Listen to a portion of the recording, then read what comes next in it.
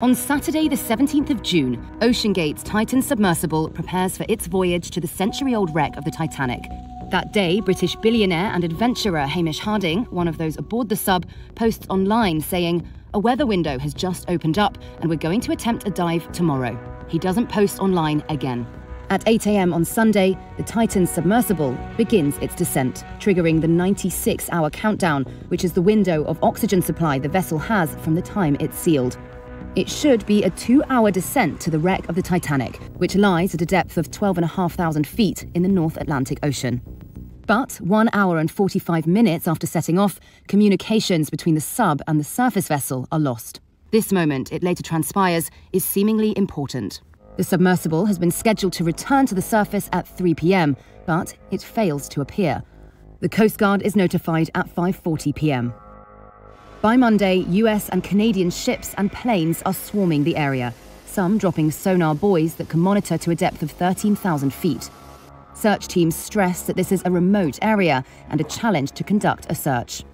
Officials also ask commercial vessels for help. On Tuesday, noises, reported to be banging sounds, are detected over several hours by a Canadian aircraft, which is equipped with gear to trace submarines.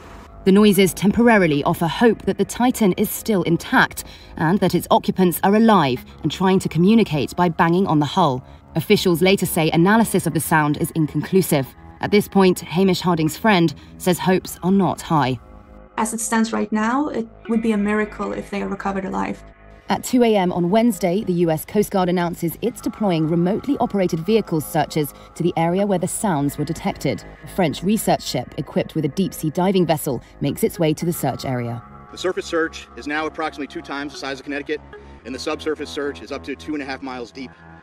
On Thursday at 6 a.m. Eastern Time, the 96-hour oxygen window closes, diminishing any last hopes of finding the passengers alive. At 2 p.m., a debris field found on the seabed is confirmed to contain pieces of the Titan submersible. The pieces were found by a robotic diving vehicle deployed from a Canadian ship, lying some 1,600 feet from the bow of the Titanic.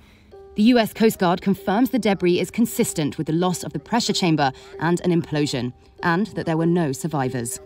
So, when did the sub meet its fate? During the search operation, sonar buoys in the water didn't detect any loud or violent noise that would have been generated by an implosion. That suggests it happened before the search began.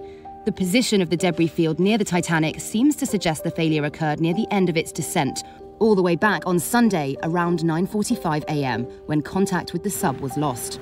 Separately, it's been reported that acoustic data detected by the US Navy had an anomaly consistent with an implosion or explosion near the submersible's location when its communications were lost.